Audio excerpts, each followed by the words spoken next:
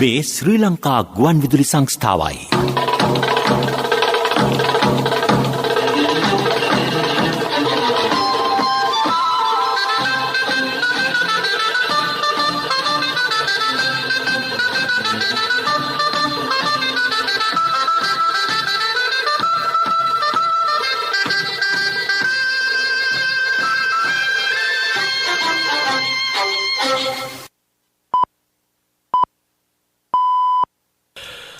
දොළහයි 45 මේ ශ්‍රී ලංකා ගුවන්විදුලි සංස්ථාවයි.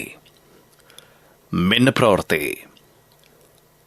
සංස්කරණය ඉනෝකා බ්‍රෝහිය ප්‍රකාශය බද්‍රජිත් සෞම්‍ය. මහකන්නේ සඳහා කාබනික පොහොර බෙදා හැරීම අම්පාරයෙන් නැරඹේ. ඉන්දීය යුද හමුදා ප්‍රධානී හා ජනපති අතර හමුවක්. අර්ජුන් මහින්ද්‍රන් නොමැතිව බැදුම් කර නඩුව විභාග කරන ලෙස නීතිපතිගෙන් ඉල්ලීමක්. ගුරු විදුහල්පති වැටුප් විෂමතා ඉවත් කිරීමට රජය ලබා දී ඇති සාධාරණ තීන්දුවට ගරු කරන්නයි ශ්‍රී ලංකා පොදු ජන අධ්‍යාපන සේවා සංගමේ සභාපතිනියගෙන් ඉල්ලීමක්. අධීර දෙකකින් ලබා දීමට යෝජිත වැටුප් වැඩිවීම එකවර ලබා ගැනීම තම අරමුණ බව ලංකා ගුරු සේවා සංගමය කියයි. බස්නාහිර පළාතේ වාහන ආදායම් බලපත්‍ර නිකුත් කිරීම තාවකාලිකව අත්හිටුවයි. ඇෆ්ගනිස්තානයට මානුෂීය ආධාර ලබා දීමට ජපාන අගමැති සූදානම්. බංග්ලාදේශ සහ ශ්‍රී ලංකා 19න් පහළ කණ්ඩායම් අතර එක් දින ක්‍රිකට් තරඟාවලිය ලබන සිකුරාදා ආරම්භේ. මහකන්නේ සඳහා ගොවීන්ට අවශ්‍ය පොහොර බෙදා හැරීම අද ආරම්භ කරන බව කෘෂිකර්ම ඇමති මහින්දානන්ද අලුත්ගමගේ මහතා පවසයි. ජාතික ගුවන්විදුලි දස දෙසින් 7 වැඩසටහනට අද පෙරවරුවේ එක්වෙමින් ඔහු මේ බව සඳහන් කළේය. අම්පාර දිස්ත්‍රික්කයෙන් එම වැඩසටහන ආරම්භේ. මෙමගින් ගොවි ජන සේවා මධ්‍යස්ථාන හරහා ගොවීන්ට අවශ්‍ය පොහොර බෙදා හැරේ. විවිධ කණ්ඩායම් රසායනික පොහොර ආනයනකරුවන්ගේ මුදල්වලට යට වී කටයුතු කරති. මේ සඳහා ගොවි ජනතාවද යොදා ගනිමින් විවිධ උද්ඝෝෂණවලට යොමු වීමක් දක්නට ලැබේ. හේත් එළබෙන මහකන්නේට අවශ්‍ය කාබනික පොහොර ලබා දීමේ වැඩපිළිවෙල රජය ඉදිරියටම කරගෙන යන බව ඇමතිවරයා පැවසීය.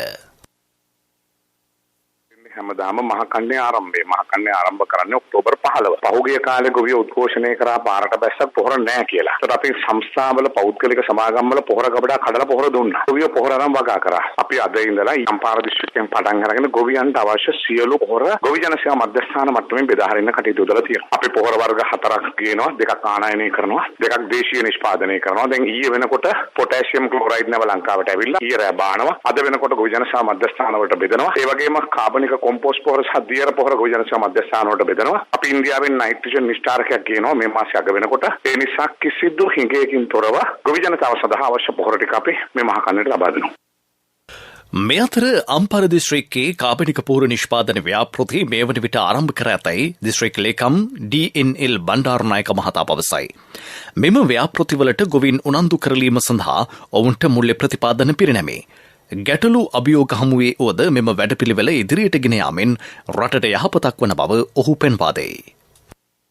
අපි මුදල් ලබා දීමක් කරනවා ගොවින් මේ සඳහා උනන්දු කරවීමට. ඒිනුත් මම හිතනවා දැන් මේ වෙනදෙද්දී පසුගිය දවසක මම බැලුවම පවුල් 1000කට පමණ මේ මුදල් අත්තිකාරමක් විදිහට දීලා තිබුණා. හෙක්ටාර එකකට 7500 ගානේ හෙක්ටාර දෙකක උපරිමයකට 15000 තවත් 39000ක් පමණ දෙනෙකුට ඇප්ලිකේෂන් යොමු කරලා ප්‍රතිපාදන ලැබෙමින් පැවතුණා. මම හිතනවා ඒවත් මේ වෙනකොට ගොවි ජන සේවා මධ්‍යස්ථාන හරහා ගෙවලා ඇති කියලා. මෙන්න මේ ආකාරයෙන් ක්‍රියාත්මක වෙනවා. නමුත් මට මේ වෙලාවේදීත් මතක් කරන්න අවශ්‍යයි වෙනත් පිටස්තර වෙලෙන්දන් කාබනික පොහොර අලවිකරුවන් දිස්ත්‍රික්කයට පැමිණෙමින් තිබෙනවා. අපේ දිස්ත්‍රික්කේ විතරක් නෙමෙයි හැමතැනම වගේ යනවා. මේවායේ ප්‍රමිතිය සම්බන්ධයෙන් මම දැනුම් දීලා තියෙනවා. ප්‍රමිතිය කවුරු හරි ඒ ආයතනයක් මගින් නිශ්චය කරලා ඒවට නියමිත මිලක් නියම කරලා සහතික කරලා දුන්නොත් ගොවීන්ට අර වැරදි පොහොර මිලදී ගන්න ඒ අවස්ථාව නැති කරගෙන උන්ට නිවැරදි පොහොර මිලදී ගැනීමේ ඉඩකඩ තිබෙනවා. සංචාරයක් සඳහා දෙවෙනිට පැමිණ සිටින ඉන්දීය යුද හමුදා ප්‍රධානී මනෝජ් මකුන්ද් නාරාවන මහතා ජනාධිපති ගෝඨාභය රාජපක්ෂ මැතිතුමා අද හමුවීමට නියමිතයි. යුද හමුදාපති ජෙනරාල් ශවීන්ද්‍ර සිල්වා මහතාගේ ආරාධනයකට අනුව දින 5ක සංචාරයක් සඳහා ඉන්දීය යුද හමුදා ප්‍රධානියා දෙවෙනිට ඊයේ පැමිණියේය. ඔහු අග්‍රාමාත්‍ය මහින්ද රාජපක්ෂ මහතා ආරක්ෂක ලේකම් විශ්‍රාමික ජෙනරාල් කමල් ගුණරත්න මහතා ඇතුළු පිරිසක් හමු වී සාකච්ඡා කිරීමටද නියමිතයි. ඒ මහතා සාලියපුර ගජපා රෙජිමේන්තුවේ 38 වෙනි සංවත්සරයට හෙට සහභාගී වීමට නියමිතයි. එහිදී ඔහුට සම්මාන පෙළපාලියක ආචාර්යද පිරිනැමෙනු ඇත. හිටපු මහ බැංකු අධිපති අර්ජුන් මහේන්ද්‍රන් සහ පර්ෆුජුවල් ට්‍රෙෂරි සමාගමේ අධ්‍යක්ෂවරයෙකු වන අජහාන් ගාර්දියා පුංචි හේවා යන විත්තිකරුවන් නොමැතිව මහ බැංකු බැදුම් කර වංචා නඩු විභාගයේ ඉදිරියට පවත්වාගෙන යාමට නීතිපතිවරයා කොළඹ ත්‍රිපුද්ගල ස්ථීර මහාධිකරණය හමුවේ අද ඉල්ලීමක් කළේය.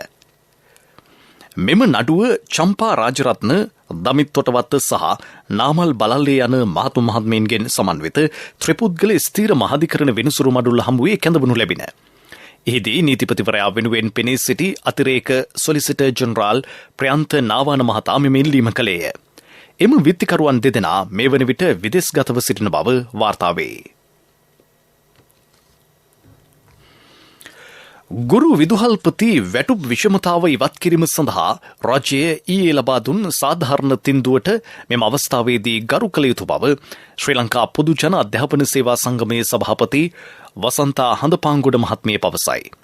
ජාතික ගුවන්විදුලිය කළ විමසීමකදී ඇය සඳහන් කළේ අදාළ වැටුප් වැඩි කිරීම අවස්ථා 3කදී සිදු කිරීමට අමාත්‍ය අනුකමිටුව යෝජනා කර තිබුණද ගුරු විදුහල්පති වෘත්තීය සමිතිවල ඉල්ලීම් සැලකිල්ලටගෙන අවස්ථා 2කදී ඒ ලබා දීමට රජය තීරණය කර ඇති බවයි. මෙම අවස්ථාවේදී දරුවන්ගේ අධ්‍යාපනයේ කඩාකප්පල් නොකර සහාය ලබා දෙන ලෙස ඇය සමස්ත ගුරු ප්‍රජාවගෙන් ඉල්ලා සිටියාය. දරුවෝ ප්‍රාණාපකරුවෝ හැටියට අරගෙන තමන්ගේ අයිතිවාසිකම් ලබා ගන්න කටයුතු කරනවා. ඉතින් අපිට තියෙන්නේ දරුවෝ ගැන තියෙන කැක්කුම. මොකද එදා ගුරුවරයා නම් මුදල් පසුපස හඹාගියේ නැහැ. මුදල පැත්තකින් තියලා තමන්ගේ සේවය අගය කළා. අපි කියන්නේ ගුරුවරු හැටියට අපි මේ ආණ්ඩුව දෙන්න සූදානම් වෙච්ච දේ අරගමු. දෙවනුව තව මොකක් හරි ඉදිරියේදී රටේ ආර්ථිකය හොඳ වෙන්න පුළුවන්. අපි ඒ බලාපොරොත්තු තියෙනවා. අපි කියන්නේ ඉදිරියේදී ගුරුවරුන්ට හොඳ යහපත් ආර්ථිකයක් ගොඩනගා ගන්න පුළුවන් වෙයි. අධීර දෙකකින් ලබා දීමට යෝජිත වැටුප් වැඩිවීම එකවර ලබා ගැනීම තම සංගමයේ අරමුණ බව ලංකා ගරු සේවා සංගමයේ ප්‍රධාන ලේකම් මහින්ද ජයසිංහ මහතා පවසයි. අග්‍රාමාත්‍යවරයා සමග ඊයේ පැවති සාකච්ඡාවේදී රාජ්‍ය පාර්ශ්වයෙන් ලබා දුන් තීරණය පිළිබඳ සාකච්ඡාවක් ඒකාබද්ධ ගුරු සංගම් සමිති එක්ව අද පැවැත්වින. වෘත්තීය ක්‍රියාමාර්ගයේ ඉදිරියට ගෙන යමින් සාකච්ඡා කර තීරණයකට එළඹීමට කටයුතු කරන බව ඔහු පැවසීය. ඊයේ දවසේ අග්‍රාමාත්‍යතුමා සමග පැවති සාකච්ඡාවේදී ඔවුන්ගේ පැත්තෙන් තීරණයක් ලෙස දැනුම් දුන්නා යෝජිත වැටුප අධීර 3කින් ලබා දීමට තමයි යෝජනා කළේ. නමුත් අවසානයේදී ඔවුන් තීරණයක් ලෙස ගත්තා එයින් 3න් 1 පංගුවක් ලබන වසරේ ඒ වගේම ඉතිරි 3න් 2 2023 වසරට ලබා දෙන්න. ඉතින් අපි අද ගුරු විදුහල්පති වෘත්තීය සම්සන්දානයේ මේ සම්බන්ධයෙන් ලෙස සාකච්ඡා කරා. ඒදී තීරණේ මේක පිළිගත නොහැකි බව මේ යෝජිත වැටුප එකවර ලබා දීපු කියන එක තමයි අපි අදහස බවට පත් වුණේ. 21 පාසල් ආරම්භ කිරීම සම්බන්ධයෙන් අපි තාම තීරණයක් ගත්තේ නැහැ. ඊට පෙර තව දවස් 7ක් තිබෙනවා. ඊට පෙර ආණ්ඩුව පැත්තෙන් තව කල් තිබෙනවා මේ ප්‍රශ්නය විසඳීම සඳහා. ඉතින් අපි ඉල්ලා සිටිනවා ඊට පෙර මේ ප්‍රශ්නය සාකච්ඡා මගින් තවදුරටත් විසඳගමු. අපේ එකම ඉල්ලීම මේ යෝජිත වැටුප එකවර දෙන්න කියන එක. මොකද එය මූලික වැටුප් විෂමතාවයෙන් 3න් 1 පංගුවක් කියන එක තමයි. ඒ නිසා එය එකවර ලබා දී කියන ඉල්ලීම තමයි අපේ තිබෙන්නේ. ඊයේ දවසේ කෝර්ගේ පැත්තෙන් තීරණය ප්‍රකාශිතපත් කරා. අපි එකඟතාවයේ හෝ විරෝධතාවයේ පළ කරේ නැහැ. ඒ මොහොතේදී අපි අද දවසේ සාකච්ඡා කරනවා පිළිගන්නේ කලේ එය පිළිගත නොහැකි බව. මේ ප්‍රවෘත්ති ශ්‍රී ලංකා ගුවන්විදුලි සංස්ථාවෙන්.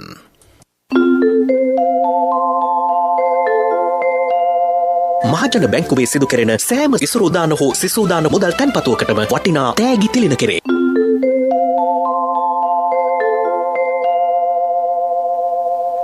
කොවිඩ් වසංගතය සමස්ත ලෝකයේ ජනජීවිතයට බලපා තිබේ. මේ සඳහා මිනිසා විසින්ම නිවැරදි ක්‍රියාමාර්ග ගත යුතු වේ. රටට අවශ්‍ය භාණ්ඩ තමන් විසින්ම නිෂ්පාදනය කර ගැනීම මෙම අභියෝගයට හොඳම විසඳුමක් බව වෙළඳ අමාත්‍ය ආචාර්ය බන්දුල ගුණවර්ධන මහතා පවසයි. ජාතික ගුවන්විදුලියේ 10/7 වැඩසටහනට අද එක්වෙමින් ඔහු මේ බව සඳහන් කළේය. ශ්‍රී ලංකාව වැනි රටක අත්‍යවශ්‍ය සිළු භාණ්ඩ හා සේවා නිෂ්පාදනය සිදු නොවේ. යම් භාණ්ඩ ආනයනය කිරීමට සිදු වී ඇත. බාණ්ඩ ආනයනයේදී ලෝකයේ පවතින මිල ගණන්වලට අනුව කටයුතු කළ යුතු ඇත. එවැනි තත්ත්වයක් හමුවේ මිල ඉහළ යාම වැළැක්විය නොහැකි බව ඇමතිවරයා පැවසීය.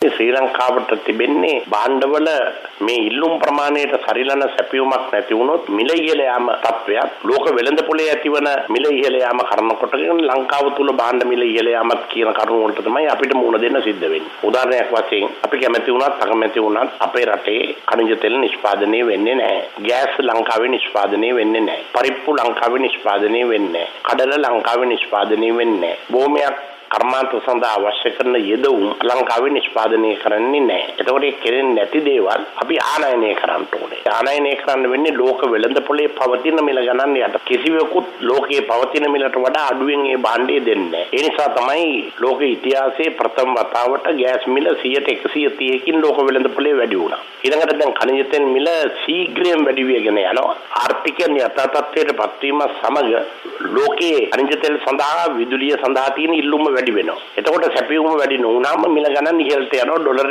100 පණී කියලා තමයි දැනට විශ්ලේෂකයෝ උපකල්පනය කරලා තියෙන්නේ. ගෝලීය අර්බුදයක් පවතින අවස්ථාවක ලෝක වෙළඳපොලේ ඇතිවන ගැටලුකාරී තත්ත්වයන්ට ශ්‍රී ලංකාවටද මුහුණ දීමට සිදුවන බව කැලණිය විශ්වවිද්‍යාලයේ ආර්ථික විද්‍යා අධ්‍යනාංශයේ මහාචාර්ය අජිත් දිසානායක මහතා පවසයි. එම තත්ත්වය නිසි පරිදි කළමනාකරණය කර ගැනීමට මෙම අවස්ථාවේදී කටයුතු කිරීම වැදගත් වේ. එමෙන්ම එදා මෙදා තුර වෙළඳපොලේ පැවති දුර්වල කළමනාකාරීත්වය මෙන්ම ආනයනික භාණ්ඩ මත ජනතාව යැපීම වැනි තත්ත්වයන්ද මීට හේතු වී තිබේ. ජාතික ගුවන්විදුලිය කළ විමසීමකදී වැඩිදුරටත් අදහස් දැක්වූ මහාචාර්ය අජිත් දිසානායක මහතා. මේක මේ ලෝක වෙළඳපොලේ බොරතෙල් මිල ඉහළ යන්න, ගෑස් මිල ඉහළ යන්න හේතු වෙනවා නම් අපිට ඒක පාලනය කරන්න බෑනේ. අපේ රට පොඩි රටක් නේ. ලෝකෙ අනිත් රටවල් හැම එකම මේ දිනවනේ අපිට ඒක පාලනය කරන්න බෑ. හැබැයි අපිට කරගන්න පුළුවන් දේවල් තියෙනවා. ඒ මත දැඩි රැඳියාවක් පවත්වාගෙන යාමේ දුර්විපාක අද අපි භුක්ති වෙනවා. ඒතකොට අත්‍යවශ්‍ය භාණ්ඩයකට ගෑස් අපිට අවශ්‍යයි. බොරතෙල් අවශ්‍යයි. ඉන්ධන අවශ්‍යයි. ඒව පිට රටකින් නැතුව විදේශ වෙළඳපොලෙන් ආනයනය කරනකොට බැරිද? ඒ මත දැඩි රැඳියාවක් තියෙනවා. ඒක පිළිගන්නවා. හැබැයි අපිට කිරිපිටි මත දැඩි රැඳියාවක් අවශ්‍ය වෙන්නේ නැහැ නේ. පාම් පිටි මත දැඩි රැඳියාවක් අවශ්‍ය වෙන්නේ නැහැ නේ. පහල් මත දැඩි රැඳියාවක් අවශ්‍ය වෙන්නේ නැහැ නේ. ධාන්‍ය මත දැඩි රැඳියාවක් අවශ්‍ය වෙන්නේ නැහැ. අද අපි අනවශ්‍ය භාණ්ඩ මතනේ දැඩි රැඳියාවක් තියෙන්නේ. අවශ්‍ය භාණ්ඩ මත විතරක් නෙමෙයි. මෙන්න මේක තෝරා බේරාගෙන වෙන් කරගන්න එපා. අපි ඉස්සරලාම පාරිභෝගිකයත් අවබෝධ කරගන්න ඕනේ. අපි හාල් ටික පිටරට හාල් කනවාද? අපේ හාල් කනවාද? අපි පිටරට මේ කිරිපිටි ගෙනලා දිය කරලා බොනවාද? අපේ දේශීය ගොවියෙක්ගේ කිරි ටිකක් අරන් බොනවාද? හරකෙක් හදා ගන්නවාද? එහෙම නැත්නම් අපි එළවලු අපි වගා කරපු එළවලු කනවාද? පිටරටින් ගෙන ආපු එළවලු කනවාද? සල්ලි දීලා අරන කනවාද? මෙන්න මේක තීන්දුවක් ගන්න එපා. අපි අපේ වෙළඳපොළ කළමනාකරණය, අපේ ගෘහ කළමනාකරණය කරලා නැහැනේ අපි. ජනප්‍රිය ගායිකා යොහානිද සිල්වා මෙනවිය ඉන්දිය සංචාරය අවසන් කර ඊයේ රාත්‍රියේ යළි දිවෙනට පැමිණියාය. කටුනායක ගුවන්තොටුපළේදී ඇයව උණුසුම් ලෙස පිළිගනු ලැබින. එහිදී ඇය මාධ්‍ය වෙත ප්‍රකාශ කළේ ඉන්දියාවේදී ඇයට ඉතා හොඳ ප්‍රතිචාරයක් ලැබුණු බවයි. මේ අතර යොහානි ප්‍රතිගායනා කළ මැණිකේ මගේ හිතේ ගීතය YouTube නාලිකාවේ නැරඹුම් වාර මිලියන 150 ඉක්මවා ගොස් තිබේ. විදුලි බල අමාත්‍ය ගාමිණී ලොකුගේ මහතා ලංකා ගල් අඟුරු සමාගමේ කටයුතු සොයා බැලීම සඳහා එහි නිරීක්ෂණ චාරිකාවක ඊයේ නිරත විය. එහිදී එම සමාගමේ සභාපති බී.කේ. ජගත් පෙරේරා මහතා සමාගමේ කාර්යභාරය හා ආයතනික සංයුතය පිළිබඳ අමාත්‍යවරයා දැනුවත් කළේය. ලංකා ගල් අඟුරු සමාගමේ කොටස් වලින් 60% ලංකා විදුලි බල මණ්ඩලයටද 20% මහා භාණ්ඩාගාරයටද 10% ශ්‍රී ලංකා නැව් සමාගමටද අයත් වේ. ඉතිරි 10% වරාය අධිකාරිය සතු වේ. මෙහිදී අමාත්‍යවරයා ගල් අඟුරු ආනයනය කිරීමේදී අනුගමනය කරන ක්‍රමවේද පිළිබඳ දීර්ඝ වශයෙන් විමසා බැලීය. වඩාත් විධිමත් ක්‍රමවේදයක් අනුව එම කටයුතු සිදු කරන ලෙස ඔහු එහිදී අදාළ නිලධාරීන්ට උපදෙස් දුන්නේය. තරුණයන් 11 දෙනෙකු පැහැරගෙන යාමේ සිද්ධිය සම්බන්ධයෙන් හිටපු නාවික හමුදාපති අද්මිරාල් වසන්ත කරන්නාගොඩ මහතාට එරෙහිව නඩු පැවරීමක් සිදු නොවන බව නීතිපතිවරයා අභියාචනාධිකරණයට අද පෙරවරුවේ දැනුම් දී තිබේ. මීළඟට ප්‍රමුඛ පුවත. ලෝක ළමා දිනයට සමගාමීව ඔක්තෝබර් 1 වෙනිදා සිට දෙසැම්බර් 31 වනදා දක්වා මහජන බැංකුවේ සිදු කෙරෙන සෑම ඉසුරුදාන හෝ සිසුදාන මුදල් තැන්පතුවකටම වටිනා අධ්‍යාපනික සහ විනෝදාත්මක තෑගි තිලින කෙරේ. ප්‍රමුඛ පුවත ඔබ වෙත ගෙනෙන්නේ සෑම ගෙදරකම සිටිය යුතු වෙද මහත්මයා සිද්ධාලේප. බස්නාහිර පළාතේ වාහන ආදායම් බලපත්‍ර නිකුත් කිරීම අද සිට සති 2ක කාලයක් අත්හිටුවන බව පළාත් ආණ්ඩුකාර කාර්යාලය නිවේදනය කරයි. වාහන ආදායම් බලපත්‍ර නිකුත් කරන පරිගණක පද්ධතියේ බිඳ වැටීම ඊට හේතුවයි. කල්ලිකුත් වූ වාහන ආදායම් බලපත්‍ර හා දෙසැම්බර් මාස 31 වන දින දක්වා කාලය තුල ලබා ගත යුතු බලපත්‍ර නිකුත් කිරීම ලබන 27 වනදා සිට ස්ථාන කිහිපයකදී යලි ආරම්භ කෙරේ. පළාත් මෝටර රථ දෙපාර්තමේන්තුව සහ කළුතර ගම්පහ හා කොළඹ දිස්ත්‍රික්කවල ප්‍රාදේශීය ලේකම් කාර්යාලවලදී ඒවා නිකුත් කරන බව ආණ්ඩුකාර කාර්යාලය පවසයි. ප්‍රමුඛතම පුවත ඔබ වෙත ගෙන ආවේ සිද්ධාලේප ලක්වියාව. ශක්ති හඬ අවධානය පිණිසයි. රට සාමාන්‍ය තත්ත්වයට පත්වීමත් සමග මේ වන විට බොහෝ පෙරෙස් තම රැකියා ස්ථාන වෙත සේවය සඳහා පැමිණෙති. එහෙත් අවශ්‍ය ප්‍රමාණවත් පහසුකම් නොමැති බවට ඔහු මැසිවිලි නගති. පොදු බස් රථ සේවා ක්‍රියාත්මක වන්නේ සීමිත සංඛ්‍යාවකි. මේ හේතුවෙන් තමන්ට දුෂ්කරතා රැසකට මුහුණ දීමට සිදු වී ඇතැයි ඔහු පෙන්වා දෙති. සෙසු තත්ත්වයට කඩිනම් පිළියම් ලබා දෙන ලෙස සේවක පිරිස් ලංකා ගමනාගමන මණ්ඩලයේ බලධාරියන්ගෙන් සහ පුද්ගලික බස් රථ සමාගම් හිමියන්ගෙන් ඉල්ලා සිටිති. විදෙස් පුවත්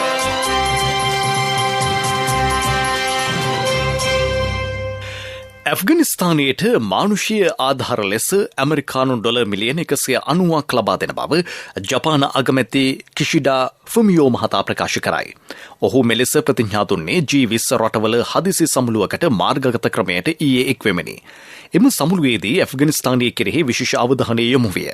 අගමැතිවරයා වැඩිදුරටත් සඳහන් කළේ මේ වසර අවසන් වීමට පෙර ජාත්‍යන්තර සංවිධාන හරහා ඇෆ්ගනිස්තාන ජනතාවට එම මුදල් ලබා දීමට ක්‍රියා කරන බවයි. ඉකුත් සිකුරාදා ඇෆ්ගනිස්තානයේ කුන්දුස් නගරේ මුස්ලිම් පල්ලියක බෝම්බ පිපිරීමෙන් බැතිමතුන් මේ යාමේ සිද්ධිය ජපාන අග්‍රාමාත්‍යවරයා මෙහිදී තරයේ හෙලා දුටුවේය. ජාත්‍යන්තර ප්‍රජාවටම පොදු ත්‍රස්තවාදයේ මැඩලීම සඳහා සියලු ක්‍රියාමාර්ග ගන්නා බව හිතෙම පැවසීය. ඒ සඳහා දාල පාර්ශවල සහය ලබා ගන්නා බව ඔහු කීවේය. තලිබාන් සංවිධානය ජනතාවගේ අයිතිවාසිකම් සුරක්ෂිත කරමින් නිවැරදි දේශපාලන ප්‍රවාහයකට පිවිසෙන්නේ නම් යළිත් එරටට අවශ්‍ය මානව සම්පත් හා ආධාර ලබා දීමට සූදානම් බවද ඔහු පැවසීය. කොවිඩ් වෛරසයෙන් රට තුළ මේ අනු සංඛ්‍යාව ඉහළ මට්ටමක පවතින බැවින් එන්නත්කරණයේ වේගවත් කිරීමේ අවශ්‍යතාව රුසියානු ජනාධිපති ව්ලාඩිමිර් පුටින් මහතා අවධාරණය කරයි. ඒ රට අලුතින් තීරීපත් වූ නීති සම්පාදකයන් සමග ඊයේ පැවති සාකච්ඡාවකදී ඔහු මේ බව පැවසීය. ජනාධිපතිවරයා පෙන්වා දුන්නේ එන්නත ලබා දීමෙන් මිනිසුන්ගේ ආසාදන තත්ත්වයන් හා බරපතල රෝග ලක්ෂණවලට ආරක්ෂාවක් ලැබෙන බවයි. ඉකුත් මාස මැද භාගයේ සිට රුසියාවේ කොවිඩ් ආසාදිතයන්ගේ වැඩිවීමක් දක්නට ලැබුණේ. ඊයේ රටින් වාර්තා වූ ආසාදිතයන් සංඛ්‍යාව 28,000කට අධිකය. ඉදින වාර්තා වූ මරණ සංඛ්‍යාව 973කි.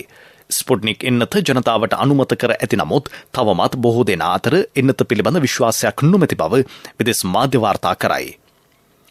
ඉන්දියාව ඇමරිකා එක්සත් ජනපදය ජපානය හා ඔස්ට්‍රේලියාව බෙන්ගලබුක්කේ මලබාර් නාවික අභ්‍යාසයේ අදත් නිරත වේ. මේ වසරේ පැවැත්වුණ දෙවන නාවික අභ්‍යාසය මෙයයි. ඊ ආරම්භ වූ තෙදින නාවික අභ්‍යාසයට සබ්මැරීන් සන්නද්ධ නෞකා ඇතුළු යුධෝපකරණ යොදාගෙන තිබේ. පිරසර සංවර්ධනයක පුවත් සම්පින්ඩනය සංවර්ධන පුවත්.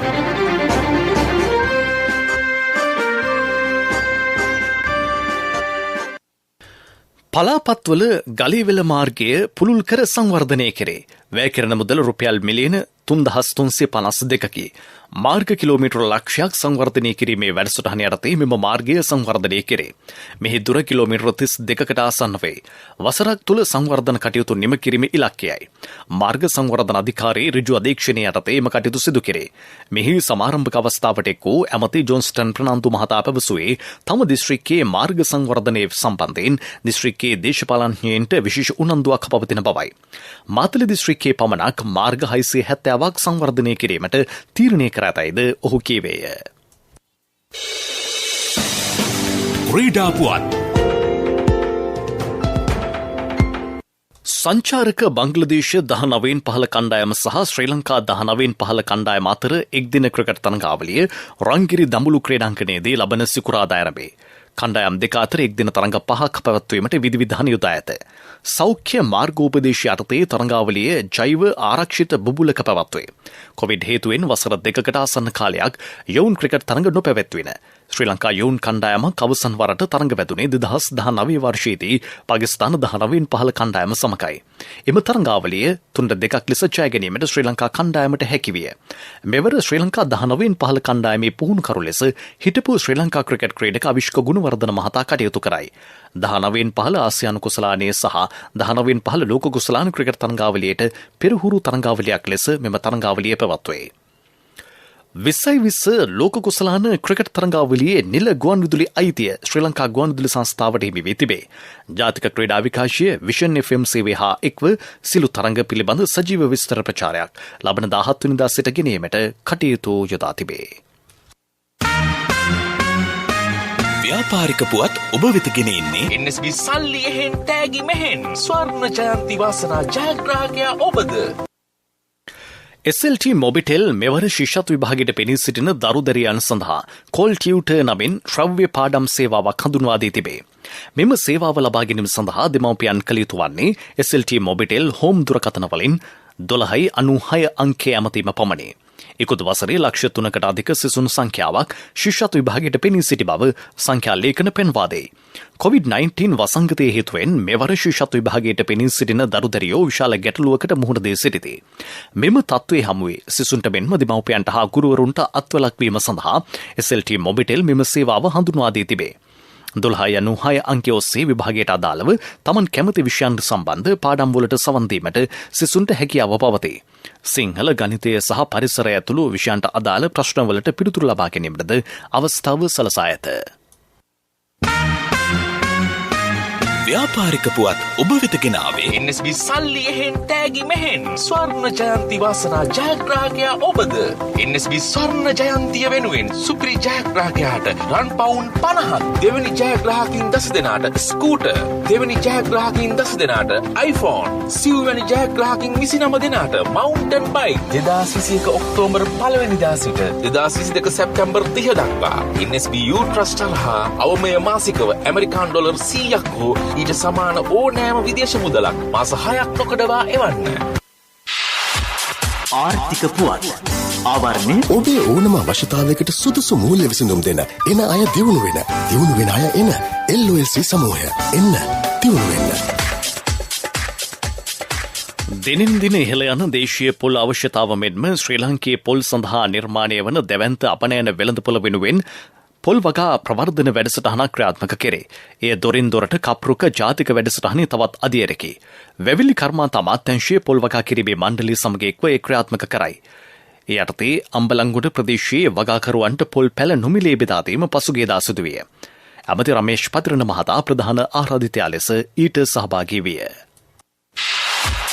ආර්ථික පුවත් ආවරණය අයියෝ ආද අප්පා මේ යන්නේ නෑනේ. මේ ඔය වසන්තයි යන්නේ. ඇයි මල්ලි මොකද හදිස්සිය? නෑ ඉතින් සල්ලි තමයි හදිස්සිය. ඇත්තද? හැබැයි සල්ලි හදිස්සි උනාට මල්ලි හදිස්සි වෙන්න එපා. ඕනම LOLC ෆයිනෑන්ස් ශාඛාවක ත්‍රිවිලර් එකේ පොත තියලා එවලේම සල්ලි ගන්න.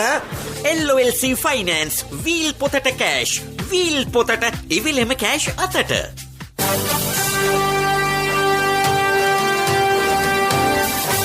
කාලගුණ වාර්තාව සබරගමු සහ මධ්‍යම පළාත්වල වරින් වර වැසි හෝ ගිගුරුම් සහිත වැසි ඇතිවන බව කලුන් විද්‍යා දෙපාර්තමේන්තුව නිවේදනය කරයි. මස්නහිර සහ වයඹ පළාත්වලත් ගාල්ල සහ මාතර දිස්ත්‍රික්කවලත් රාත්‍රී කාලයේදී වැසිවාර කිහිපයක් ඇතිවේ. ඌව පළාතේද වැසි ස්වල්පයක් ඇතිවිය හැකිය. ඌව පළාතේත් අම්පාර සහ මඩකලපුව දිස්ත්‍රික්කවලත් රාත්‍රී කාලයේදී ස්ථාන ස්වල්පයක වැසි හෝ ගිගුරුම් සහිත වැසි ඇතිවීමේ ඉඩකඩ පවතී. ප්‍රවෘත්ති අවසන් කිරීමට පෙර යලි සිරස්තල. මහකන්නී සඳහා කාබනික පොහොර බෙදා හැරීම අම්පාරයෙන් නැරඹේ. ඉන්දී යුද හමුදා ප්‍රධානී හා ජනපති අතර හමුවක්. අර්ජුන් මහේන්ද්‍රන් නොමැතිව බැදුම් කරන නඩුව විභාග කරන ලෙස නීතිපතිගෙන් ඉල්ලීමක්. ගුරු විදුහල්පති වැටුප් විෂමතා ඉවත් කිරීමට රජය ලබා දී ඇති සාධාරණ තීන්දුවට ගරු කරන්නයි ශ්‍රී ලංකා පොදු ජන අධ්‍යාපන සේවා සංගමේ සභාපතිනියගෙන් ඉල්ලීමක්. අධීර දෙකකින් ලබාදීමට යෝජිත වැටුප් වැඩිවීම එකවර ලබා ගැනීම තම අරමුණ බව ලංකා ගුරු සේවා සංගමය කියයි. බස්නාහිර පළාතේ වාහන ආදායම් බලපත්‍ර නිකුත් කිරීම తాවකාලිකව අත්හිටුවේ. ඇෆ්ගනිස්තානයට මානුෂීය ආධාර ලබා දීමට ජපාන අගමැති සූදානම්. බංග්ලාදේශ සහ ශ්‍රී ලංකා 19 පහළ කණ්ඩායම් අතර එක්දින ක්‍රිකට් තරගාවලිය ලබන සිකුරාදා ආරම්භයි. අපගේ මෙම ප්‍රවෘත්ති ප්‍රකාශය www.slbc.lk වෙබ් අඩවිය ඔස්සේද සමන් දිය හැකියි. දිවා ප්‍රවෘත්තීන් සමාප්තයි. මීළඟ ප්‍රධාන ප්‍රවෘත්ති ප්‍රකාශය සවස 6ට බලාපොරොත්තු වන්න.